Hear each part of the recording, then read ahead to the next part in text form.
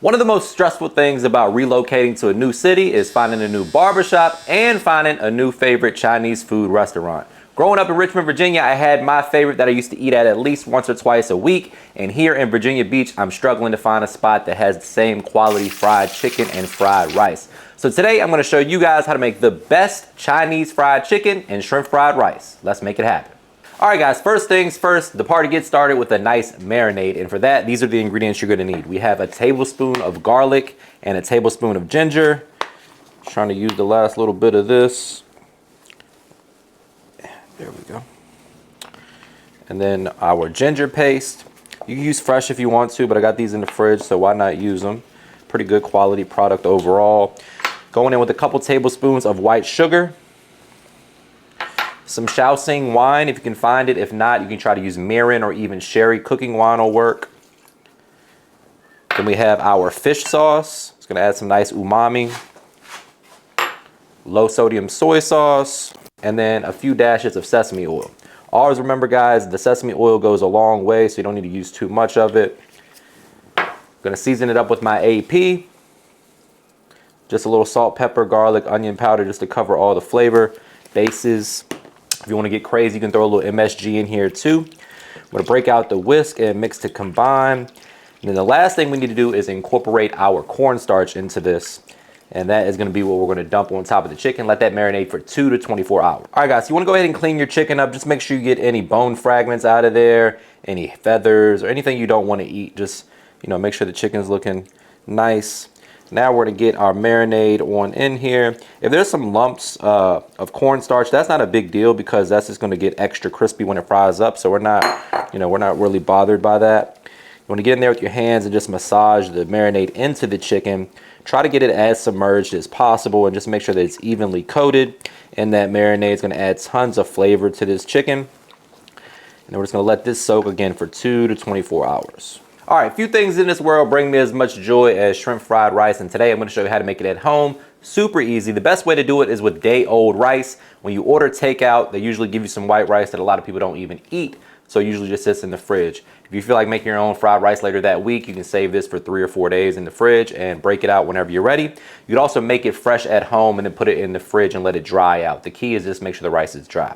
Next up, it's time to prep our veggies. For that, we have green and yellow onion. Green onion's gonna add a little bit more, traditional flavor to the rice. Obviously, you see green onion in most fried rice recipes, along with yellow or white onion as well. All right, guys, so I'm gonna go ahead and make the sauce that's going into the fried rice. That's gonna give it the color and the flavor. You can add each ingredient individually if you want to, but the easiest way, in my opinion, is to make it in a mixing bowl, dump it all in at once. So we're gonna get the party started with 1/4 cup of low sodium soy sauce. I like to use low sodium because all the other ingredients are not low sodium, so this way you can kind of monitor it a little bit and tweak it as you need to. 1 tablespoon of garlic and 1 tablespoon of ginger paste. About 1/2 teaspoon of sesame oil. A little bit goes a long way. A couple tablespoons of hoisin sauce, which is almost like an Asian style barbecue sauce. I'm gonna add a little sweet component. And then lastly, just a little AP seasoning to cover all the flavor bases: salt, pepper, garlic, onion powder. Break out the whisk and mix to combine. Taste as you go, adjust the flavor to your preference. If you want a spicy fried rice, you could add things like sriracha or red pepper flakes or gochujang, some sort of like red chili crisp. Things like that would play nicely in here as well. But we're not gonna go for spicy today. All right, guys, first things first, we're gonna go ahead and start cooking the shrimp. For that, we need a little avocado oil, 2 tablespoons of butter. Once the butter starts to melt, we're gonna add in the shrimp, hit it with a little AP seasoning, then get the shrimp out of there so it doesn't overcook, then add the shrimp back into the rice right before we're done. All right, guys, now things are gonna speed up a little bit. We're going in with our onion. We got our heat up a little bit. We're gonna begin to just saute the onion, let it soak up some of that butter and the flavor from the shrimp. And then we're gonna add in our garlic. We got garlic in the sauce, but we're gonna add a little bit more at this point as well, just to make sure we really get that garlic flavor present. Give that a good mix. And then we're gonna start to fry our rice. One pro tip with the rice, guys, is you wanna try to break it up with your hands best you can. Sometimes when it's, if it's not super dry or cold, it'll clump together. And you kind of want to avoid that. You want individual rice kernels if possible, and that's why day-old white rice is better, because it's nice and dried out from just sitting in the fridge. As you can see here, this is breaking up beautifully. This is exactly what you want to see. Just going to toss this around. Allow it to start to soak up some of that oil. Speaking of oil, if it looks like it's a little too dry, you can hit it with a little olive oil or avocado oil. Just give that a good mix. And then it'll be time to go in with our sauce. Then we'll scramble our eggs, add the veggies and the shrimp back, and you got fried rice. All right, people, now it's time to fry some chicken. We got our oil up to 350 degrees. We got a nice wet batter on our chicken. Almost like a double coating because we had it soaking in some cornstarch already, which is gonna form a thin layer, and then we dip it in some fresh cornstarch also. That's gonna make it extra crispy. We're gonna fry these 3 at a time because we got 6 wings. No need to overcrowd our skillet. Give them some adequate elbow room to, you know, breathe in there and get situated. Just make sure they don't stick to the bottom or stick to the side, stick to each other. Basically, you don't want them to stick at all. If they stick, they're gonna burn. And this one feels like it's trying to stick a little bit. There we go.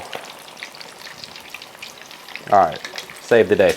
That's the one thing about wet batters that are a little tricky. Sometimes it has a tendency to stick, and you don't want that. So we'll let these fry up until they're golden brown and beautiful at least 165 to 175 degrees internal temperature.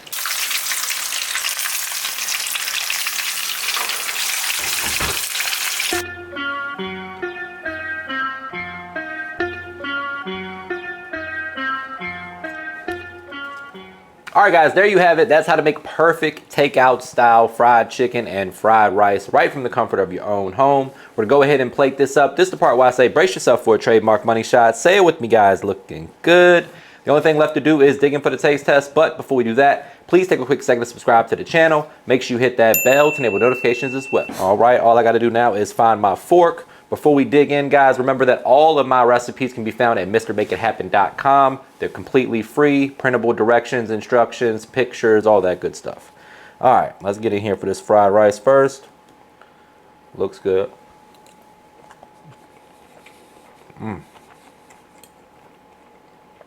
That's good. If you don't like vegetables in your fried rice, you need to grow up. Which one do I want? Let's go with you.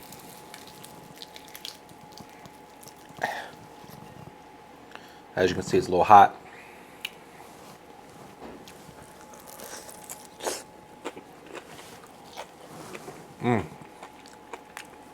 Flavor all the way down to the bone from that marinade.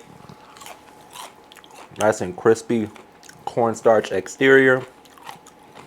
It got a little dark from the soy sauce. I might tweak that a little bit in future recipes, but the flavor is good.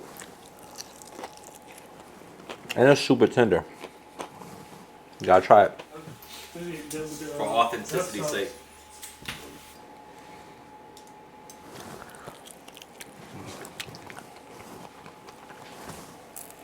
What is duck sauce? I was about to say that in one of my death row meals. For sure.